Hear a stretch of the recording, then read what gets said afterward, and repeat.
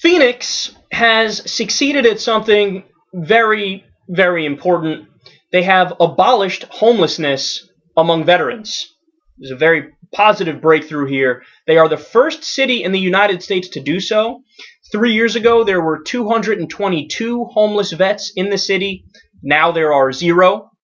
They succeeded with a program called Housing First.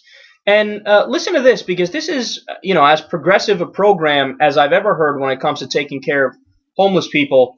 What they did is they put aside all of the issues that any of the veterans might have had with drugs or alcohol abuse, and they said, it is what it is. We'll cross that bridge later when we come to it. We'll address it at a later date. Let's not use somebody's drug use or alcohol abuse as an excuse to not help them. Instead, we will do housing first. And they basically gave the veterans a place to stay. They gave them health care and job training.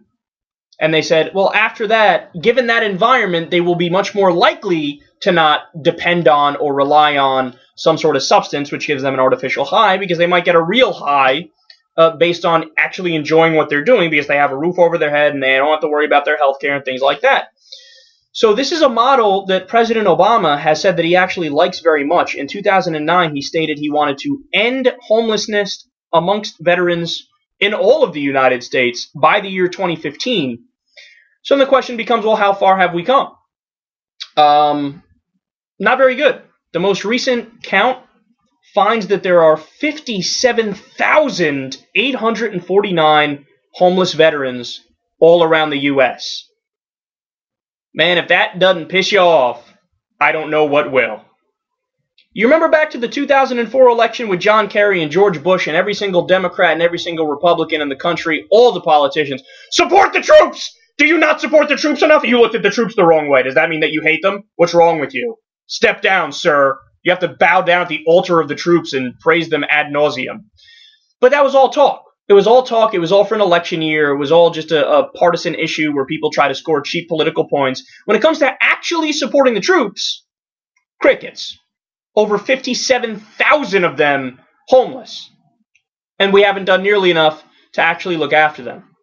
So, not only is this a failure, in my opinion, of the federal government, of the state governments, and the local governments, credit to Phoenix here, everybody should copy this model from Phoenix at every level of government, but in my opinion, this is also a failure of the media.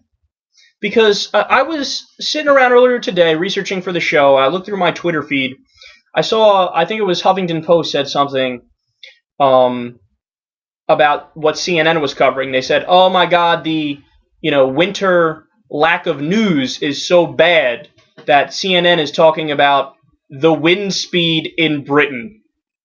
And sure enough, they had a screen capture of the screen, and that's exactly what they were doing. And I facepalmed immediately when I saw that. Because you're telling me there's not more important things to talk about? This story just broke today about what Phoenix did, about the fact that 57,849 veterans are homeless.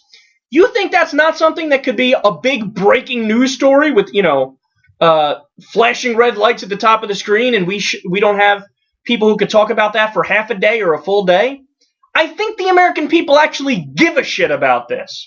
And this isn't a partisan issue. I want to be clear. You think that your average Fox News viewer, older white males as they usually tend to be, you think if they heard this story, they wouldn't be outraged? They wouldn't want to do something about it immediately?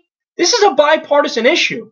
I'm telling you, your Noam Chomsky lover and your Sean Hannity viewer, they'll both say, all right, that's an issue. We got to do something about that immediately.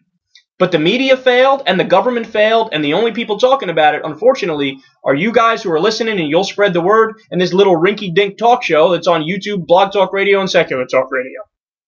So it's a failure at every single level of the establishment, and it's inexcusable. We need to do something about it and reduce that number or eliminate that number ASAP.